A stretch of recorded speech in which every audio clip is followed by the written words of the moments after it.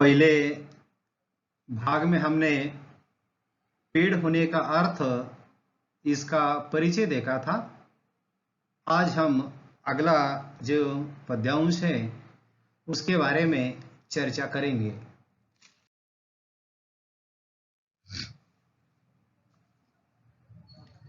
आदमी पेड़ नहीं हो सकता।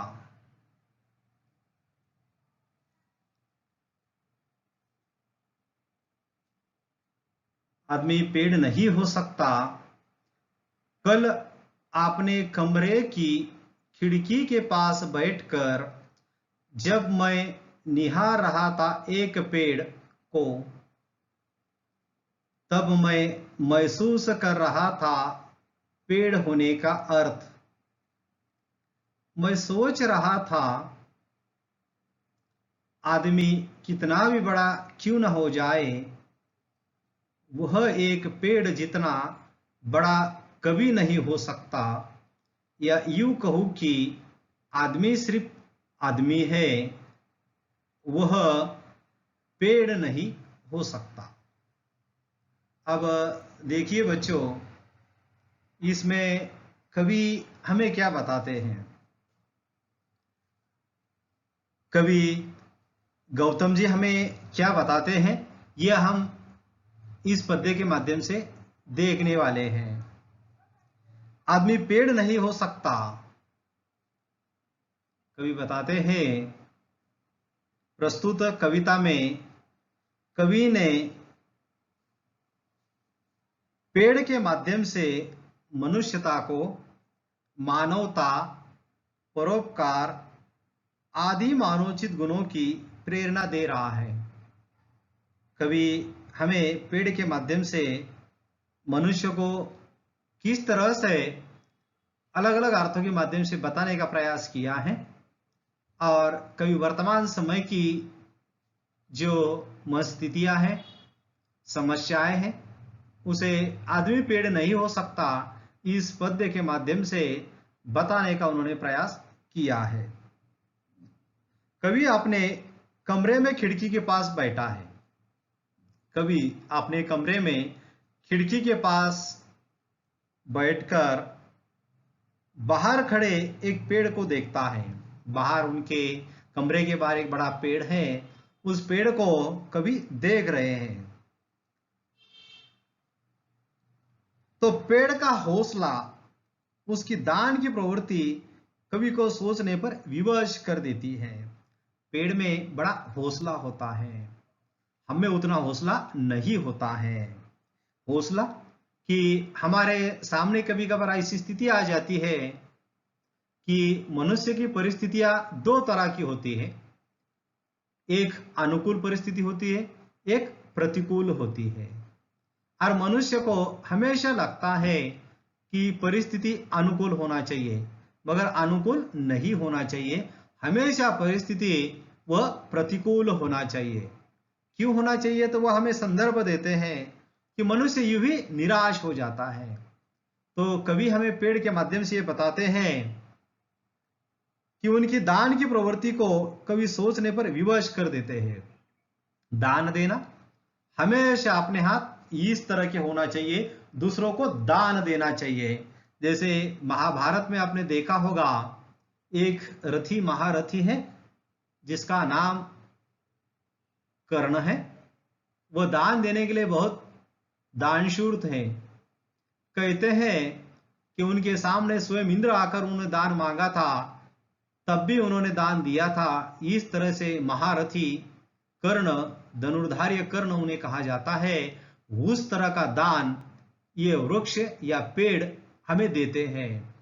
और वह कहते हैं उनकी प्रवृत्ति दान देने को विवश करती है। दान देना वो आज से नहीं, बल्कि युगों युगों से हमें वह दान देते आए हैं, और आज भी दे रहे, कल भी देंगे, और आने वाले भविष्य में भी देते रहेंगे। इस तरह से पेड़ होते हैं जो कि हमेशा दान देते हैं। अनगिनत विचार उनके मस्तिष्क में उठने लगते हैं। कवि कहते हैं कि ऐसे में मनुष्य के मन में बहुत सारे विचार आते हैं। मनुष्य कितना भी बड़ा क्यों ना हो जाए, वो पेड़ जैसा कभी नहीं बन सकता। कवि कहते हैं मनुष्य चाहे कितना ही बड़ा क्यों ना हो जाए, मगर वह पेड़ जैसा नहीं बन सकता है। पेड़ पेड़ होता है। मनुष्य कितना ही बड़ा क्यों ना हो जाए, मगर वो पेड़ जैसा नहीं हो सकता। पेड़ के हौसले से मनुष्य को सीख लेनी चाहिए। कवि बताते हैं, पेड़ के पास जो हौसले होते हैं उससे मनुष्य ने सीख लेनी चाहिए। पेड़ जब से जन्म लेता है, अर्थात जब वो कोमल सा अंकुर होता है, तब से जीवन पर्यंत किसी का आश्रय वह नहीं लेता है। कि वो बताते हैं, जब पौधा छोटा सा रहता है, जब उसे अंकुर आने लगता है, तब से लेकर बूढ़ा होने तक, बड़ा बनने तक वह किसी का भी आश्रय नहीं लेता है। आश्रय लेना, किसी की सहायता नहीं लेता है। चाहे कुछ भी हो जाए, परिस्थिति कितने विपरीत क्यों ना हो जाए, मगर हम किसी का सहारा नहीं लेंगे। इस तरह की जो बात होती है, ये उन्होंने कवि ने यहाँ पर बताई है कि वो किसी का आश्रय नहीं लेते हैं। हम मनुष्य थोड़ा कुछ हमारे पर संकट आ गया, हम तिल मिला उठते हैं, किसी और की मदद के लिए हाथ बढ़ाते हैं, हाथ बटाते हैं। मगर कवि हमें इस पेड़ के माध्यम से बताते हैं कि उन्होंने जीवन से लेकर अंतिम समय तक किसी का भी आश्रय नहीं लिया है। कैसा भी आंधी तूफान आए या सामने कोई कैसा भी बड़े से बड़ा प्रतापी राजा आ जाए, जो कभी किसी के सामने नहीं झुकता। कवि बताते हैं कि पेड़ की एक खासियत है, उसके सामने कितनी भी आंधी आ जाए, तूफान आ जाए, कैसी भी विकट समस्या आ जाए, वो ज्यों का त्यों बना हुआ रहता है। या उसके सामने कोई बड़ा प्रतापी राजा महाराजा भी आ गए, तो पेड़ कभी किसी के सामने नहीं झुकता है। उसे जरूरत नहीं है किसी के सामने झुकने की। जब तक पेड़ जीवित रहता है, जैसी भी परिस्थिति हो, एक स्थान पर खड़े रहकर उसका मुकाबला वो करता है, वो डटकर उसका सामना करता है। वो बताते हैं कि जैसी परिस्थिति क्यों ना आ जाए, पेड़ कभी विचलित नहीं होता है, हमेशा डटकर वह उसका मुकाबला करता है। और इसी तरह से आदमी पेड़ नहीं हो सकता, ये हमें कवि ने बताया है। जबकि मनुष्य का स्वभाव है कि शक्तिशाली व्यक्ति या स्वार्थपूर्ण करने वालों के पैरों में नाक रगड़ने से भी वह नहीं कतराता। मगर मनुष्य का स्वभाव ऐसा है, जब विपरीत परिस्थिति आ जाती है या कोई शक्तिशाली हमारे सामने आ जाता है, तब उसको घुटनों के बल उसके सामने जाकर अपनी नाक रगड़ने को हिचकिचाते नहीं है। और इस तरह से मनुष्य दोगला नेतृत्व करता है, और इसलिए कहते हैं ना, आदमी पेड़ नहीं हो सकता।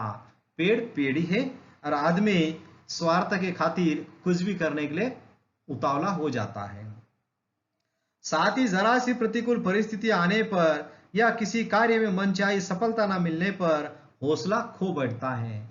मनुष्य का स्वभाव है, थोड़ी सी अगर परिस्थिति अपने विपरीत हो गई या मन को जैसा चाहिए वैसा अगर काम नहीं हुआ, तो मनुष्य डगमगाने लगता है, विचलित हो जाता है। मगर वृक्ष या पेड़ का वैसा नहीं है। पेड़ कभी भी निरर्थक नहीं होता, और आदमी सिर्फ आदमी है, वो पेड़ नहीं हो सकता। इसलिए कवि कहते हैं कि आदमी सिर्फ आदमी है, वो पेड़ कभी नहीं हो सकता। और इसलिए कवि कहते हैं कि पेड़ होना आदमी के बस में नहीं है। अब अगले परिचित में देखिए वो क्या कहते हैं। हौसला है पेड़, इसके अंतर्गत उन्होंने बताया है, अंकुरित होने से फूट हो जाने तक, आंधी तूफान हो या कोई प्रतापी राजा महाराजा, पेड़ किसी के पाव नहीं पड़ता है। जब तक है उसमें सांस, एक जगह पर खड़े रहकर हालात से लड़ता है। जहां भी खड़ा हो, सड़क, झील या कोई पहाड़, भेड़िया, बाघ, शेर की दहाड़, पेड़ किसी से नहीं डरता। हत्या या आत्महत्या नहीं करता है पेड़। थके राहगीर को देकर छाव व ठंडी हवा, राह में गिरा देता है फूल। और करता है इशारा उसे आगे बढ़ने का, पेड़ करता है सभी का स्वागत, देता है सभी को विदाई। गांव के रास्ते का वह पेड़ आज भी मुस्कुरा रहा है, हालांकि वह सीधा नहीं टेढ़ा पड़ा है। आप देखिए कवि इस पद्य के माध्यम से हमें वो क्या बताना चाहते हैं।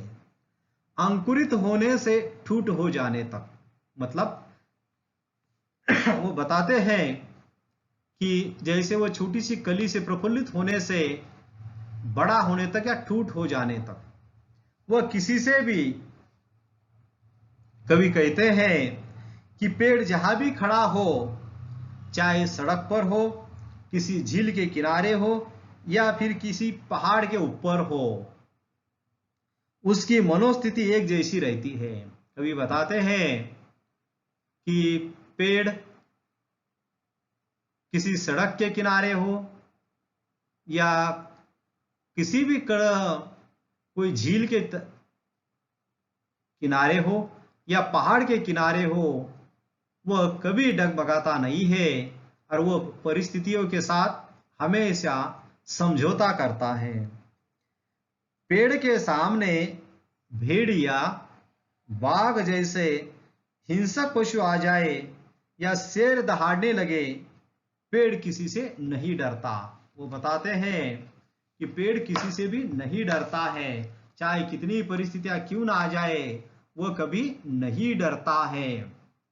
वो बताते हैं कि जबकि मनुष्य हिंसक पशु के सामने आने पर डर से ही मर जाता है, मगर मनुष्य वैसा नहीं है।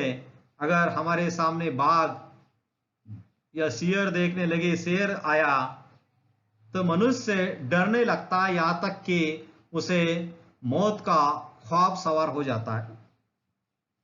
पेड़ मनुष्य के समान न कभी किसी की हत्या करता है, न ही आत्महत्या। कवि बताते हैं कि मनुष्य को अगर विपरीत परिस्थिति आ गई तो मनुष्य किसी की हत्या करता है, नहीं तो कभी कभार आत्महत्या करवा लेता है। मगर पेड़ ने आज तक, इतना बड़ा इतिहास है पेड़ का, मगर कभी ना किसी की उसने हत्या की है, ना किसी की आत्महत्या की है। मगर मनुष्य वर्तमान समय की समस्याओं से इतना तिलमिला गया है कि वह कुछ भी करने के लिए उतावला हो जाता है।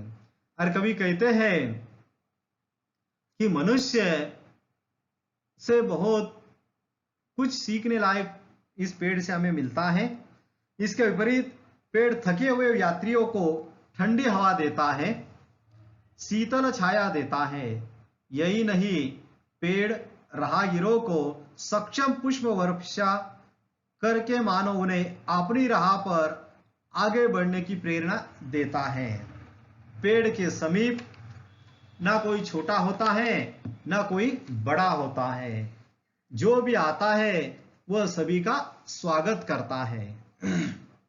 पेड़ के सामने भेड़ आए, बाघ आए, शेर आए या कोई आदमी आ जाए, वो सभी का स्वागत करता है। ऐसा नहीं कि अच्छा आदमी पेड़ के छांव में बैठ सकता है, कोई लुटेरा आए तो निकाल देता है। जिस तरह से भगवान के मंदिर में चाहे खून करने वाला, दरोड़ा डालने वाला आदमी क्यों ना आ जाए, अच्छा आदमी क्यों ना आ जाए, सभी को पनाह मिलती है। उसी तरह वृक्ष के नीचे चाहे बाघ आ जाए, आदमी आ जाए, पशु पक्षी आ जाए, सभी का वह स्वागत करता है, सभी की आवाभगत वह पेड़ करता है। यात्री जब थकान उतारने के बाद पेड़ के नीचे से उठकर चल देते हैं तो पेड़ सभी को विदा करता है। कि पेड़ के नीचे जब थकान महसूस होती है तो बैठने के लिए आ जाते हैं, थोड़ी देर बैठते हैं, कोई आराम ले करता है, फिर चलने को होता है, तो पेड़ सभी को विदाई समारोह करता है। सबको अच्छी तरह से जाइए, आराम से जाइए, इस तरह का अच्छी तरह से उन्हें सलाह देता है। कवि कहते हैं कि गांव के रास्ते में मुस्कुराता पेड़ जब से खड़ा है, पहले वह पेड़ टेढ़ा नहीं था। और कवि बताते हैं कि पहला वो पेड़ था वह टेढ़ा नहीं था, अच्छा था। जब गांव के रास्ते में ये हमेशा आते जाते राहगीरों को मुस्कुराकर सभी को विदाई करता था, तब वह पेड़ टेढ़ा खड़ा नहीं था।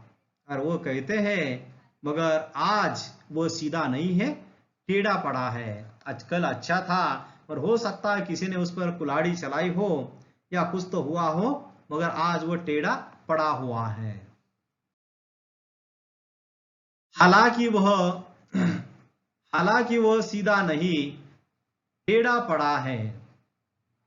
सच तो यह है कि रात भर तूफान से लड़ा है, खुद घायल है वह पेड़, लेकिन क्या देखा नहीं तुमने, उस पर अब भी सुरक्षित चहचहाते हुए चिड़ियों के बच्चों का घोंसला है। जी हाँ, सच तो यह है कि पेड़ बहुत बड़ा घोंसला है। कवि बताते हैं कि जब वो अच्छा था, टेढ़ा नहीं था, मगर टेढ़ा क्यों हुआ, तो वह बताते हैं कि उन्होंने कहा है कि वो पहले टेढ़ा नहीं था, तो क्या हुआ। कवि कहते हैं कि वो पूरी रात तेज तूफान का सामना करता रहा। रात में बहुत बारिश हो गई, तेज तूफान आ गया, और इस तूफान की वजह से पेड़ घायल हो गया। इसी के कारण टेढ़ा भी हो गया। रात भर वह तेज तूफान का सामना करता रहा, और इस तूफान की वजह से वह टेढ़ा हो गया, मगर घायल भी है और वह टेढ़ा हो गया है। परंतु उसने अपना हौसला नहीं छोड़ा। और कवि कहते हैं चाहे वह घायल क्यों ना हो गया, मगर उसने अपना हौसला नहीं छोड़ा है। पेड़ की शाखाओं में एक घोंसले में चिड़िया के चहचहाते छोटे छोटे बच्चे थे। और कवि बता रहे हैं रात में तूफान के साथ लड़ा, उस समय उस पेड़ के शाखाओं में एक छोटा सा घोंसला था, जिसमें चिड़ियों के चहचहाते छोटे छोटे बच्चे थे। इतने रात तूफान के साथ लड़ता रहा, मगर किसी तरह इस भयंकर रात में सारी रात भयंकर तूफान चलते रहने के बाद भी पेड़ के हौसले के कारण वो छोटा सा घोंसला सुरक्षित रहा। सचमुच पेड़ का हौसला बहुत बड़ा है। कवि बताते हैं हम अगर रात भर रहते तो हमारी मुर्दा लाश हो जाती, मगर ये वृक्ष है, आदिकाल से मनुष्य का संरक्षण करते आ रहा है। और अचानक रात में तूफान आ गया और वो तूफान से लड़ता रहा, खुद घायल है वह पेड़। उन्होंने बताया है कि रात भर तूफान से लड़ा है, खुद घायल है वह पेड़, लेकिन क्या देखा नहीं तुमने, उस पर भी अब भी सुरक्षित है, चहचहाते हुए चिड़ियों के बच्चों का घोंसला है। जी हाँ, सच तो यह है कि पेड़ बहुत बड़ा घोंसला है। और कवि बताते हैं कि चाहे कुछ भी हो जाए, मगर वो हमेशा मनुष्य की रक्षा करता आया है। और ये पेड़ होना मतलब पेड़ हौसला है, और ये हौसला कायम बनाते हुए पेड़ ने हमारे सामने इस तरह की ये बताया है कि पेड़ में बहुत बड़ा हौसला होता है, जितना हौसला मनुष्य में नहीं होता है। तो पेड़ बहुत बड़ा हौसला है। इस पद्यों के माध्यम से हमने दो पद्यांश में देखा है कि किस तरह से कवि ने हमें यह बताने का प्रयास किया है। ये दो पद्य हमने यहाँ पर लिए हैं, और शेष भागों को हम अगले परिच्छेद में देखेंगे। धन्यवाद।